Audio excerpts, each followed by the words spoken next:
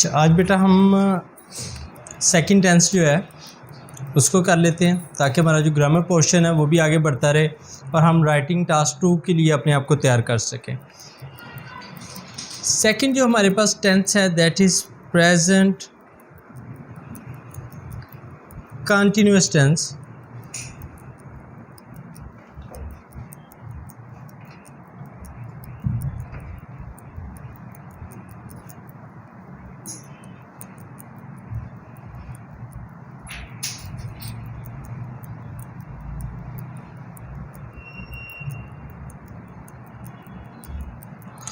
अगर हम इसको एनालाइज करें, पहले इसको जानने की कोशिश करें जी इस टेंस में क्या होगा, तो प्रेजेंट वो है जो अभी इस वक्त मौजूद है, ठीक है, मौजूदा हम बोल सकते हैं जो चल रहा है। कंटिन्यूअस जारी है। टेंस टाइम, ठीक है, वक्त भी इसे बोल सकते हैं, हम इसे टाइम भी बोल सकते हैं। तो प्रेजेंट कंटिन्यूअस टेंस ये ऐसा टेंस होगा जो ऐसे वर्ब को शो करेगा जो इस वक्त प्रोग्रेस हो रहा है, इस वक्त हो रहा है, ठीक है। It show something happening at the moment.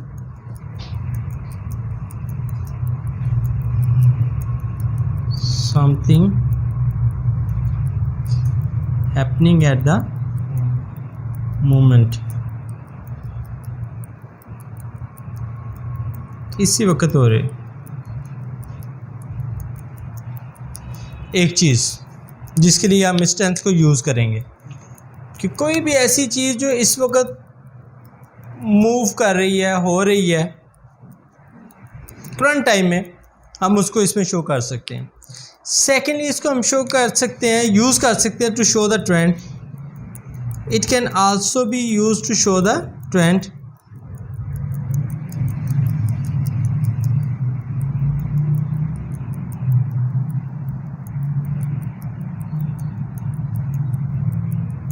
Show the trend.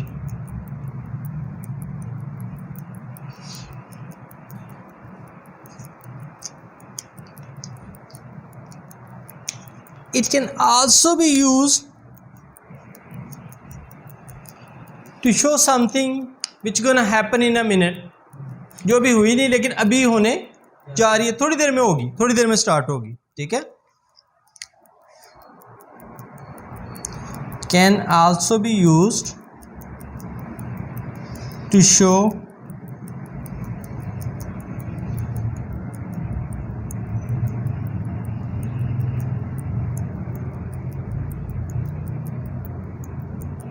something just going to start.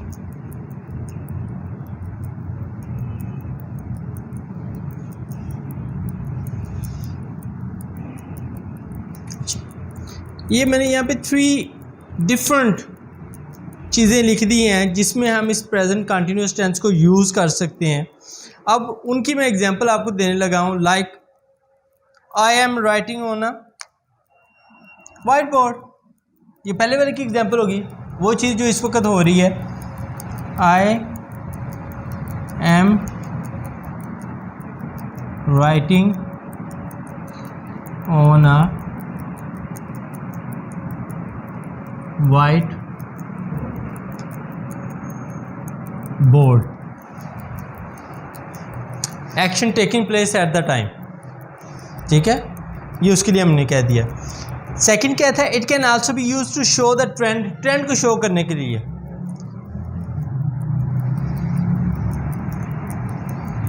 Oil prices are increasing these days, ठीक है,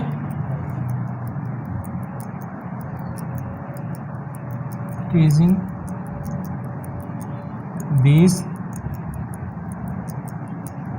days।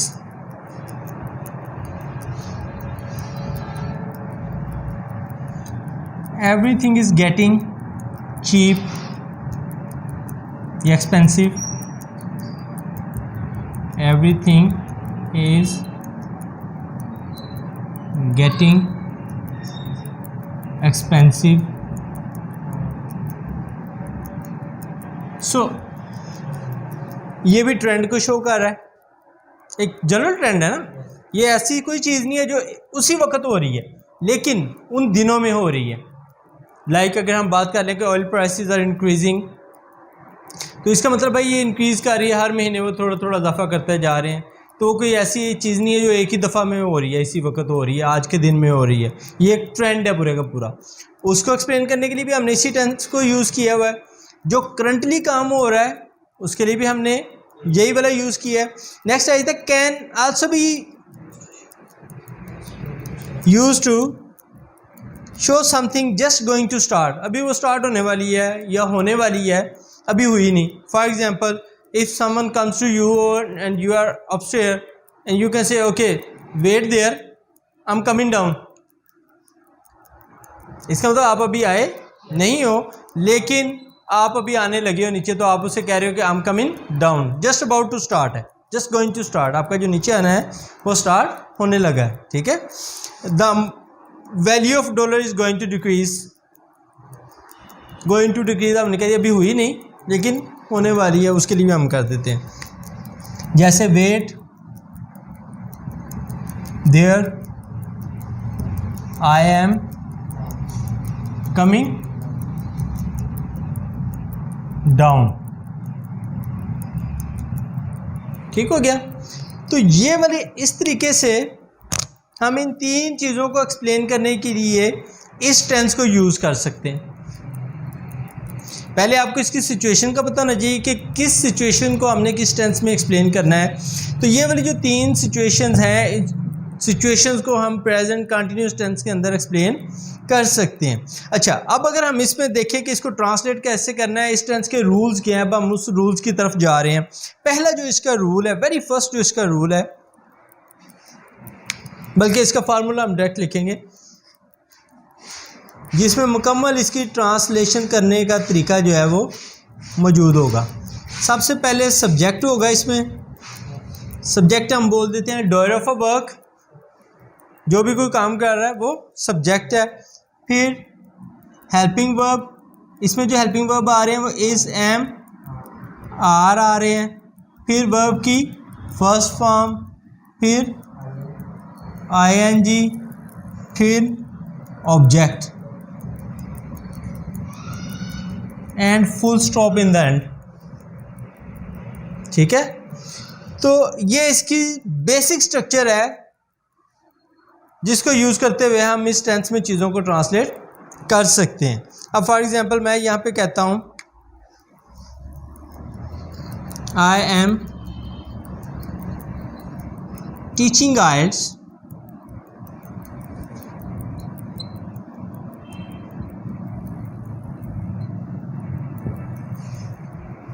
ठीक है, इसी टेंस में subject,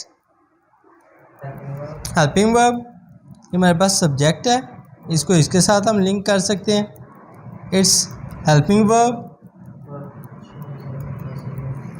first form of verb, ING और ऑब्जेक्ट। तो ये हमारे पास बेसिक स्ट्रक्चर है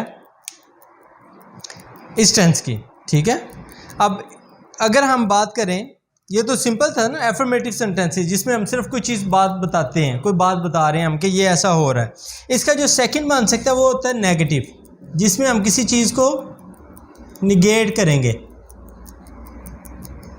नेगेटिव, ये ई बच रहा है, मैं इधर लिख देता हूँ। तो उसके लिए same subject,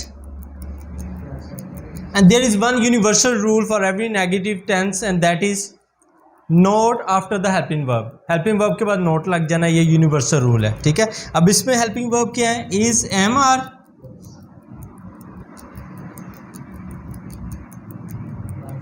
plus not, verb की first form, plus ING, plus object, rest is the same.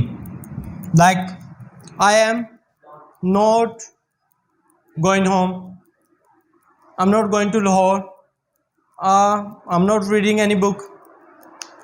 तो ये सारे के सारे जो हैं वो नेगेटिव में आ जाएंगे। जो मैंने भी एग्जांपल्स आपको बताई, ये सारी की सारी क्या आ जाएंगी, नेगेटिव में आ जाएंगी।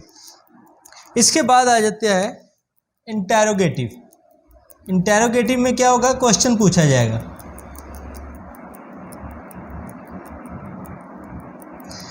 इंटेरोगेटिव का सिंपल रूल ये है कि जो भी हमारे पास हेल्पिंग वर्ब है उसको हमने सेंटेंस के स्टार्ट में ले जाना है, ठीक है।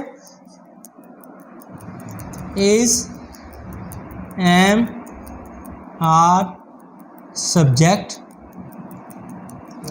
इंटेरोगेटिव भी नेगेटिव हो सकते हैं कि क्या मैं स्कूल नहीं जा रहा, ठीक है, am I not going to school, subject, and then it will be not, verb की first form plus ING plus object, and most importantly a question mark. Without a question mark it won't be a interrogative, an interrogative sentence. तो ये भी जो है वो ज़रूरी है।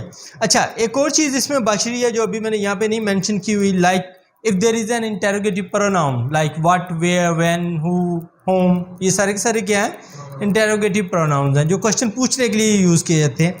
इन्हें हम कहते हैं क्वेश्चन वर्ड्स हैं। अगर क्वेश्चन वर्ड्स भी आ जाए तो वो हमारे पास इस हेल्पिंग वर्ब से भी पहले लगा दिए जाएंगे, ठीक है, उनको एज इट इज़ इस हेल्पिंग वर्ब से भी पहले लगा देंगे, तो ये हमारे पास क्वेश्चन वर्ड वाला सेंटेंस जो है वो बन जाएगा। तो ये हमारे पास ओवरऑल स्ट्रक्चर थी प्रेजेंट कंटिन्यूअस टेंस की। अगर आपकी कोई क्यूरी है इससे रिलेटेड तो वो आप पूछ सकते हैं। चलो गुड हो गया देन, थैंक यू।